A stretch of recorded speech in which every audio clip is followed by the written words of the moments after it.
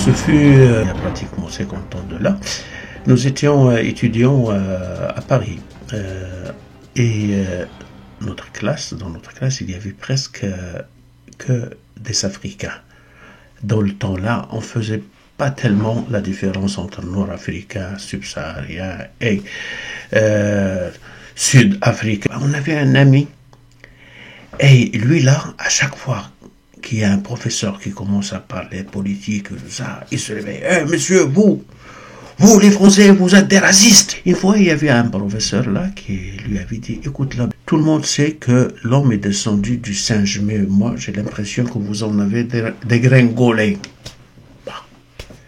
La plupart des gens là, ils ont rigolé, ils ont trouvé que le professeur a eu un mot spirituel. Mais il y en a d'autres, dont moi-même, on trouvait quand même que c'était déplacé de s'adresser à quelqu'un qui vient de l'Afrique et le traiter de la sorte. On trouvait que c'était raciste, mais le reste des Africains et tout ça, on ne le suivait pas. On nous suit, voyons donc, là, il ne faut pas exagérer. C'est pas grave. Il y avait un ami là, je crois qu'il était du Tchad. Lui, il était exaspéré qu'à chaque fois qu'on rentre le matin dans la cafétéria de l'école, et les gens, ils commandent leur café. Alors, qu'est-ce qu'il de cette façon-là? Un petit noir. Il trouve ça déplacé de dire un petit noir. Alors lui, là, il a tapé une fois sur le comptoir, il a dit « Un petit blanc !» De l'autre, il lui a servi un verre d'alcool le matin. Mais c'était juste pour lui dire qu'il a un café avec du lait. L'autre, il n'a pas entendu de cette façon-là. Pourquoi je raconte toutes ces conneries-là ce matin-là? Lors des matchs de la CAN, lors de cette CAN-là, cette coupe africaine des nations, il y a pas mal de dérapages entre ce que certains, vous allez l'entendre par la suite, appellent Afrique du Nord, Afrique arabe, Afrique blanche et l'Afrique noire, Afrique subsaharienne, Afrique au sud de l'équateur, etc., etc. Et chaque incident est exploité pour pouvoir semer cette zizanie-là, sinon du racisme entre Africains noirs et soi-disant Africains blancs. On se croit revenir au temps de l'apartheid. Lors de l'incident de Sophia Bellemen, qui a été expulsé de la Côte d'Ivoire, il y en a beaucoup qui ont saisi cet incident-là, ce dérapage de cette madame-là, pour pouvoir rappeler que l'Afrique du Nord, sans distinction, est raciste vis-à-vis du reste de l'Afrique. La controverse intervient dans un contexte où les relations entre les pays d'Afrique du Nord, les pays du Maghreb en général et le reste du continent sont scrutés de près, et en particulier en raison de problèmes liés au racisme. Cette Algérienne a dit ce que la majorité des Maghrébiens pensent, ce que la majorité des Arabes pensent des autres Africains qui ne sont pas Arabes. C'est un peu quand même malheureux.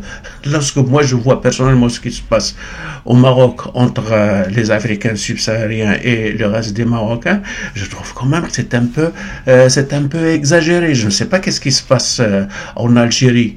Je ne sais pas non plus ce qui se passe en Tunisie. Mais je ne parle que du Maroc. Mais je vois que à chaque fois qu'il y a un incident de la, on met tout le monde dans le même couffin. Oui, on s'en fout. Il y a même un monsieur, je vais vous le faire écouter là. Oui, il ne fait pas la distinction entre un Algérien et entre un Marocain. Ça c'est pas grave. C'est la même gueule, pas de problème. Mais lorsqu'il confond les incidents Alors là, ça devient un peu, ça devient un peu prémédité, entre guillemets, lorsque tu parles de l'affaire Gassama, comme quoi ce sont les Marocains qui ont insulté Gassama. Quand il y a eu le match Cameroun-Algérie et que l'Algérie a perdu à la fin du match à Blida, allez écouter tout ce que les supporters marocains avaient dit de Gassama. On peut ne pas être d'accord avec l'arbitrage de Gassama, mais les insultes qu'il a reçues par la suite ont été très très graves. Parce que bien évidemment, elles ont mis en évidence un racisme énormissime. Énormissime.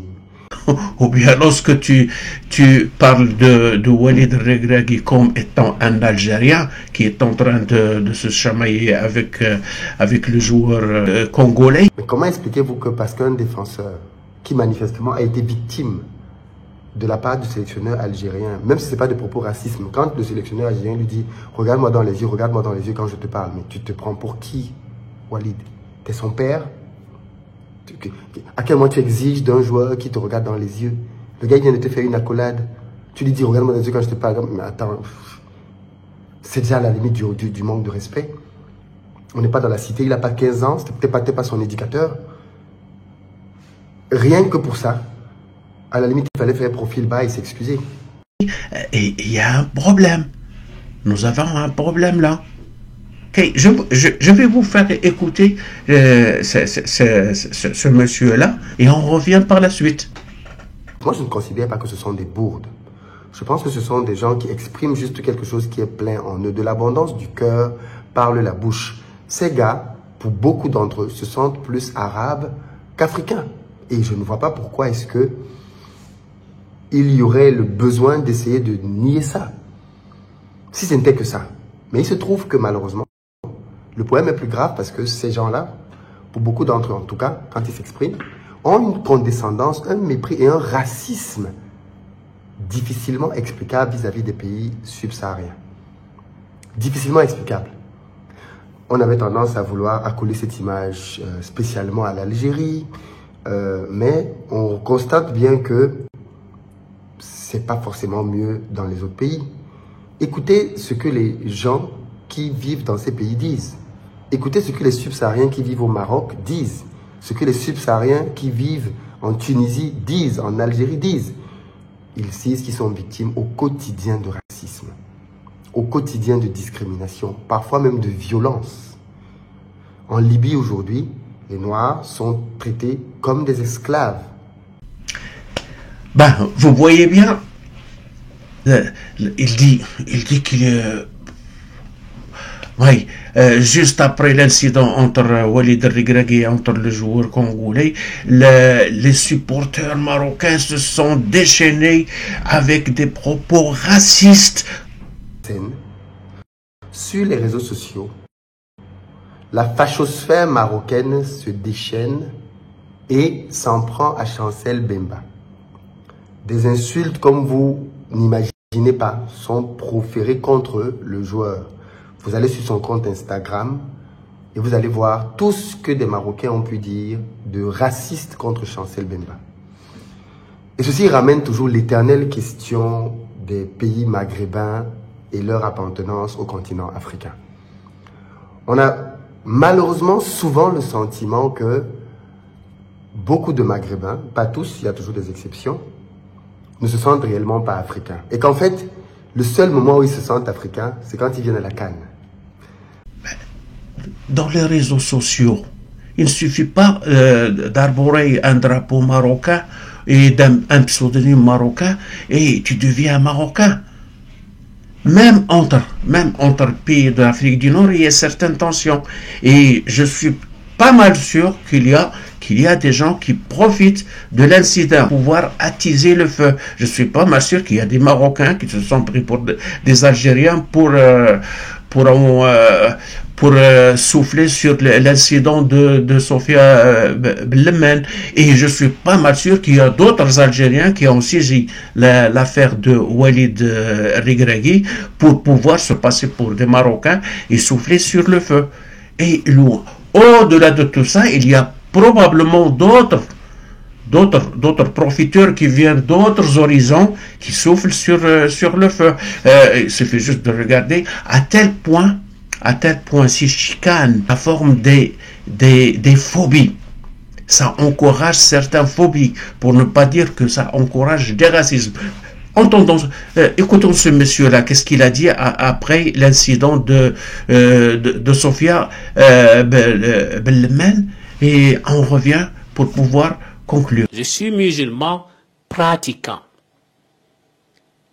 mais je ne suis pas préoccupé par ce qui arrive en Palestine. Et c'est en raison du racisme de certains Arabes contre les Noirs.